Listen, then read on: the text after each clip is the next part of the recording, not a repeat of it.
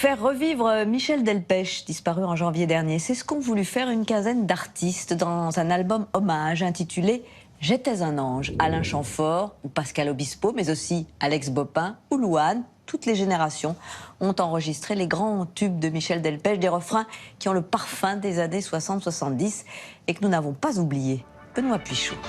Pour un flirt avec toi, je ferai n'importe quoi. Pour un flirt avec toi.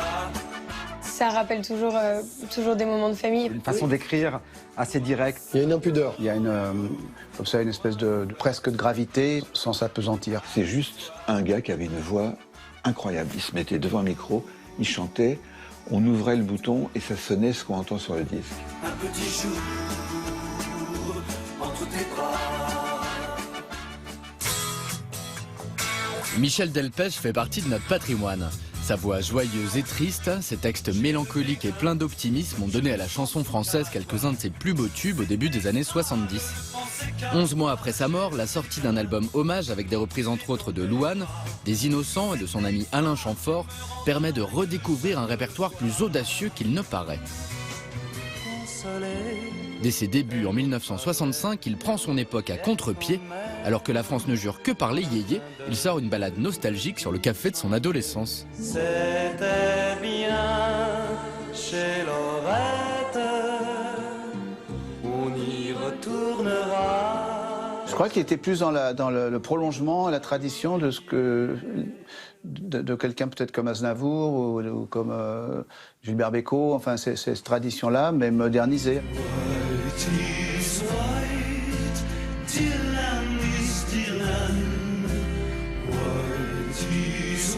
Pour moderniser la variété, Delpech s'allie avec l'ingénieur du son Dominique Blanc-Francard et s'inspire du folk anglo-saxon, notamment de Bob Dylan, qu'il découvre au festival de l'île de Wight en 1969.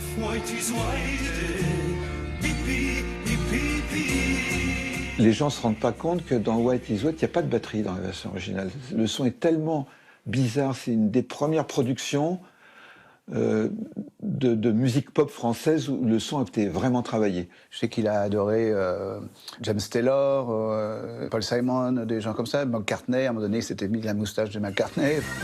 Ma famille habite dans le Loir-et-Cher, ces gens-là ne font pas de guerre.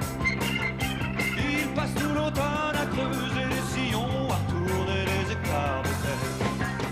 Le Loir-et-Cher a été composé, le compositeur imaginait quand même que ça aurait pu ressembler à Queen. Pourquoi Queen? Parce qu'en fait, c'était le premier groupe qui était un peu rock symphonique. Et donc, on retrouve cette démesure dans la composition de la chanson, un refrain avec des chœurs flamboyants qui arrivent à un moment donné sur un propos qui est complètement décalé. Et pour l'époque, c'était très moderne quand même. Le Loir-et-Cher illustre l'autre raison du succès de Delpech. Il racontait des tranches de vie, sa vie, avec sincérité. C'est pas un interprète à la Serge Lama qui vit la chanson à fond. Lui, il a toujours, on dirait qu'il lit la nouvelle dans le journal, en fait. Et ça, c'était très novateur pour l'époque. Par-dessus les temps, soudain j'ai vu passer les oies sauvages. Elles s'en allaient vers le midi, la Méditerranée. Derrière la légèreté de ses chansons, il y a toujours un sous-texte, comme dans Le Chasseur, reprise par Louane sur l'album Hommage. Une chanson qui s'appelle Le Chasseur, qui parle à la base de la chasse, en fait. Elle parle de ça, mais elle parle aussi surtout du voyage, de la découverte, de partir, presque de s'enfuir. C'est ça qui m'a vraiment plu dans cette chanson. Sur Que Marianne était jolie, si on écoute bien les paroles, Delpech dézingue la République en swingant.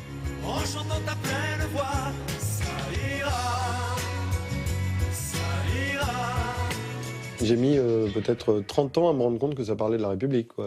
Delpech, c'est vrai qu'il y a une espèce de brutalité, comme dit Jean-Christ, cette mélancolie-là, qui avait peut-être pas été écrite comme ça avant. Donc c'est ça qui marque. Et puis après, l'interprétation, parce que si on chante pas bien, ça peut-être personne l'entendra jamais.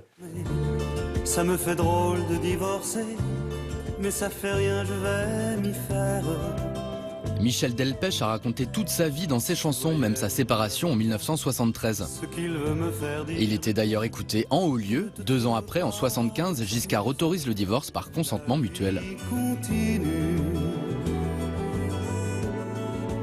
malgré tout.